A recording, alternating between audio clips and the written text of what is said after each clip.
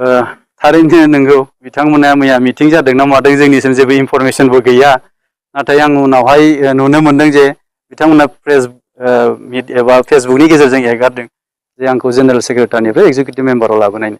दा मबे खारनाव अबा मबे रिजनाव खालामदों आं बेखौबो मिथिया जोंनिसिमबो खबरबो फैयाखै जों मिथिनो मोनाखै दा आं बेखौसो बुजियो जे जोंनि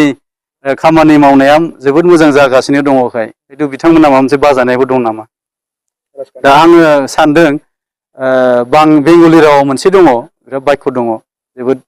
गोनांथार जे काजेर समाय काजि कासेर सेसे पाजि दा बे आं बेखौसो नुहुरो आरो दा जोङो जेसेबां नाजाबोनाय आंनि लिरनायजोंनो आंनि आखाइनि बे लग' बानायनायजों गासैबो इउनाइटेड फराम अफ एक्सन दाजानाय जोङो थांनाय 10 जानुवारि 2023 मायथाइयावहाय जोंहा बिटिआरनि चिफ सार डिपुटि चिफ सार रोहोनगोरा नार्जारी सार आरो आबसुनि प्रतिनिधि जोंहा मानगोनां आफादगिरि दिपेन बर' बिथां आरो आसामनिफ्राय चिफ सेक्रेटारिनिफ्राय लानानै प्रिन्सिपाल सेक्रेटारि गासैबो जयैनो ट्रिपार्टाइट टक जादोंमोन दा बेवहाय दिल्लीयावहाय जोङो थांनानै 10 तारिख खालि बेवहाय आं फुटाप खालामदों जे जोंनि भुटान जेलाव थानाय नेपाल जेलाव थानाय गुबुन गुबुन स्टेटआव जे केस जानानै थानाय बेफोरखौ गासैखौबो बख'नांगौ होननानै आङो इउनाइटेड फरामनि जेनेरेल सेक्रेटारि जानानै आङो डिमान्ड खालामदों बेवहाय बिथांमोना बुंबावदोंमोन जे बेखौ जोङो गुबुन हादोरनिखौ लाबोनो हाया होननानै बेवहाय जोंहा मानगोनां बुंनांगोन दिनै मानगोनां एमपि रोहोनगोरा नार्जारी साराबो बुंदों जे बै समावहायबो जुदि गुबुन गुबुन काश्मीरनिफ्राय लाबोलायनानै जुदि एगारनो हादोंबा जोंनि एनडिएफबिनि जोहोलावफोरखौबो गुबुन गुबुन जिल्लायाव थानाय बा गुबुन गुबुन हादोराव थानायफोरखौ लाबोनानै उदां खालामनांगौ होननानै बिथाङाबो दाबि खालामदों दा बिनि अनगायैबो मार्च 1 खालि थांनाय मार्च 1 2024 बेवहाय जोंहा मानगोनां प्रमद बर' सारजों लोगोसे बेवहायबो डिपुटि चिफ सार प्रमद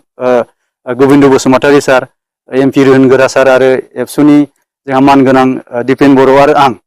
जों जयै थांनानै ओइदिनखालिबो जोङो हम मिनिस्टार अमित शाह सारखौहाय जों लोगो लायो जोंनि जेसेबां जेलाव थानाय दिनै रन्जन दैमारि सारनि खोथा बिथाङा दिनै सुप्रिम कर्टआव केसा थांबाय बिनि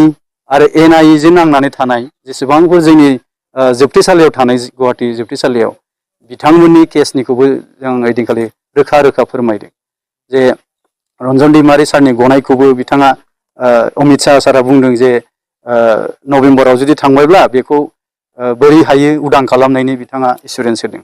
लोगोसे एनआइए नि केसनिखौबो बिथाङा नोजोर बोनानै हगारनायनि माबाखौनो बिथाङा रायलायदों एनआइए नि जेसेबां डाइरेक्टर दङ गाव रायलायनानै बे खामानिखौ मावलांगोन होननानै बुंदों दा दिनै जोंहा नेपालनि जोबथेसालियावबो सासे दङ केशव पुयेल होननाय बिथाङा बाथाबारिनि बिथांनिखौबो दिनै बख'नायनि राहा लामायाव लादों थांनाय 4 दाननि सिगां जोंनि बिटिआर सरकारनिफ्राय मानसि सानै दैथायहरनानै अलरेडि बेखौ प्रसेस खालामहैबाय बिथाङाबो थाबैनो उदां अखाराङाव नुजाफैगोन होननानै जोङो आसा खालामो दिनैनि दिनाव बिथांमोना मबे रिजनखौ लानानै मबे माबाखौ लानानै जे बिदि खामानि मावदों आं बेखौ मिथिया हयथ' बिथांमोना गावसोरसो मोनथिगोन मा रिजन लानानै होदों थानो हागौ आंबो बेखौनो बुङाबा जों गासैबो टिमानो जों बेखौनो सानदों थानो हागौ हयथ' माबा मोनसे खैसा थानो हागौ जायनि फलाव बिदि जादों दा जियानो जाया मानो जोङो दिनै